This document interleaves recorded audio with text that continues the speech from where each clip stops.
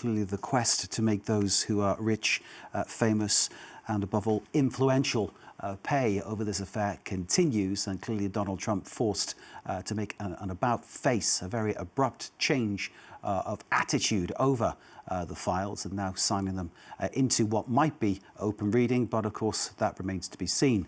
On this side of the Atlantic Ocean, Andrew Mountbatten-Windsor faces a hard decision. Should the disgraced former British prince volunteer to be interviewed and share what he does or doesn't know about Epstein and his crimes? And before we get the analysis from our guests, we express our thoughts and sympathies for Epstein's victims.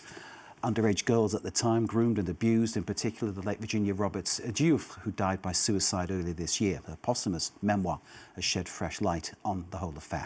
Let's bring in Ed Owens. Ed is a royal commentator, a historian and an author. His book is called After Elizabeth, Can the Monarchy Save Itself? There's the cover of your book, Ed.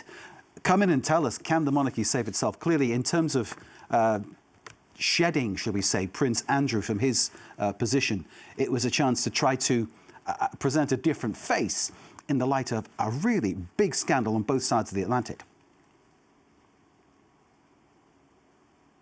That's absolutely right. I think the King's decision to demote Andrew fully by removing both his princely title but many other titles alongside that was an attempt to put an end to the debacle, to the scandal that was surrounding Andrew, owing to his association with Jeffrey Epstein. And I think the King, in acting decisively, was very much putting, the institution ahead of the family.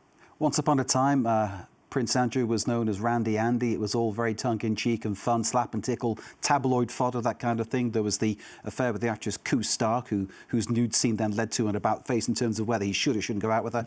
Basically, he's been a kind of fun figure, a jolly sort of knockabout kind of Punch and Judy style figure, I suppose, in many ways over the years. That has all changed now completely, and he's in between a rock and a hard place. I'm wondering, does anybody have any sympathy for him?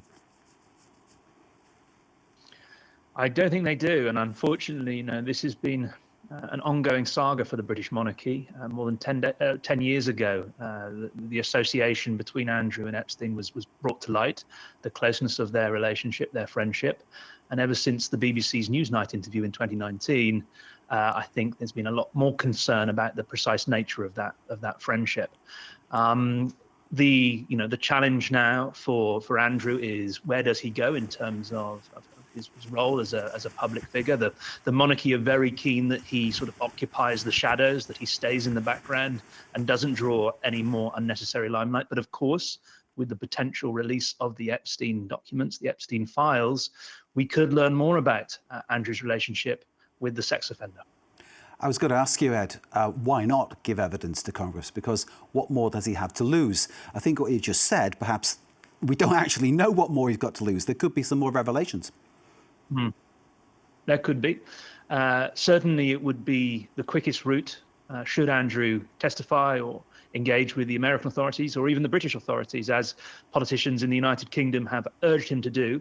That would be the quickest route potentially to some form of redemption. And yet we have to assume that he's deeply uncomfortable about further revelations, further information coming to light, because he hasn't responded as of yet to the summons issued by Congress in the States.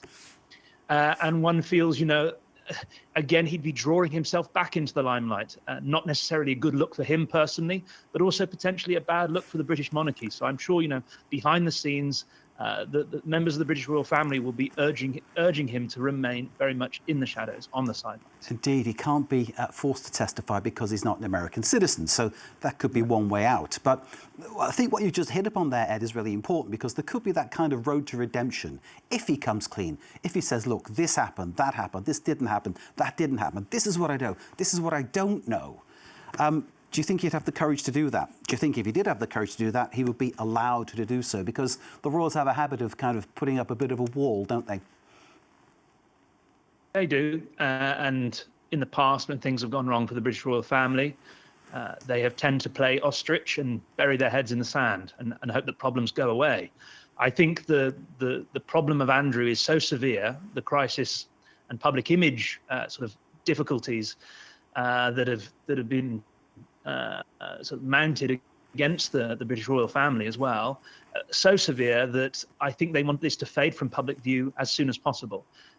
As I say, I think this would potentially be the quickest road to redemption for Andrew. But at the same time, you know, he probably has more to lose as a result of engagement with the authorities. Owing mainly to the fact that in revealing any further information, he could potentially be drawing other public figures into the limelight that don't want to be there, creating problems for them, creating problems for themselves. You know, he is a nightmare for the British royal family. He's occupied the headlines, in their opinion, for far too long. As I say, they want him to fade into the background. Indeed. I've met Prince Charles twice just to shake hands. He wouldn't know who on earth I am at all, you know, but it was part and parcel of those meetings when he was doing things for the community good.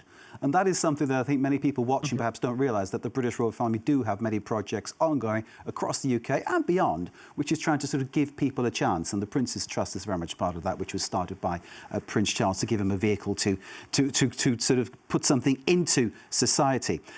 These good things that the British royal family do, I mean, that's one thing, but you can spend years building that up, and it's one headline from Prince Andrew, now Andrew Mountbatten-Windsor, that can in many ways dilute that and wipe it away. So we come back to your book. Can the monarchy save itself? Do you think from here that monarchy can continue? Because some people are raising questions about its future. They are, and the British monarchy has never been so unpopular, to judge by opinion polls alone. A significant drop in support, especially among a younger generation.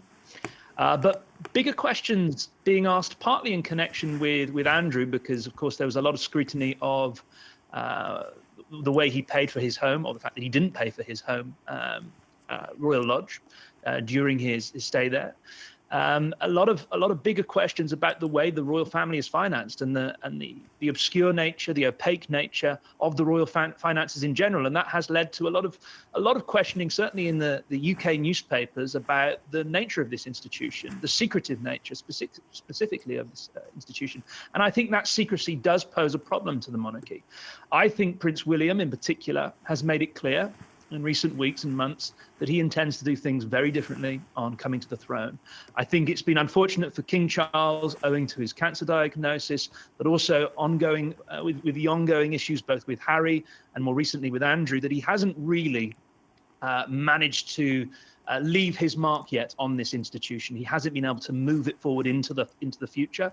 But William has signalled clearly that he intends to do things differently, and I think the change that could come with King William IV could be the change that saves the monarchy.